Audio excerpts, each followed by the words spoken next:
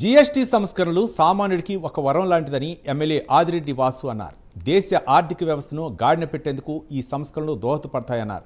పన్ను మినహాయింపుపై సీఎం చంద్రబాబు సూచన అభినందనీయమని తెలిపారు. విద్య, వైద్య రంగాలకు కూటమి ప్రభుత్వం ప్రాధాన్యత ఇస్తోందన్నారు. పెట్టిన జీఎస్టీ సంస్కరణ దేశంలో పెను మార్పు తీసుకువచ్చిందనడం మనందరికీ కూడా తెలిసిన విషయం అధ్యక్ష.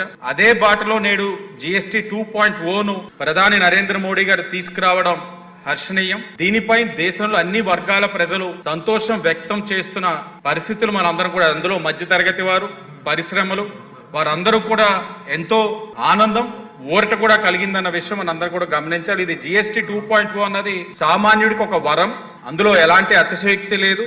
అది మన దేశ ఆర్థిక వ్యవస్థని తిరిగి గాడిన పెట్టేందుకు ఎంతగానో తోడ్పడుతుంది అధ్యక్ష.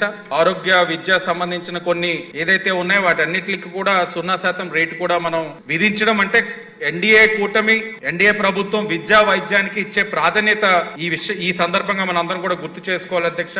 అలాగే విశాఖలోని గూగుల్ డేటా సెంటర్ ఏర్పాటుకు ముందుకు వచ్చినా కూడా దేశంలోని డేటా పాలసీలో ఉన్న లోపాల వల్ల దేశం నష్టపోతుందని కేంద్ర ప్రభుత్వానికి తీసుకువెళ్లి పెట్టుబడిదారులకి పన్ను మినహాయింపు కల్పించాలన్న సూచించడం మన గౌరవ ముఖ్యమంత్రి గారి యొక్క విజన్ ని మనం అందరం కూడా గుర్తు చేసుకోవాల్సిన అవసరం ఉంది అధ్యక్ష.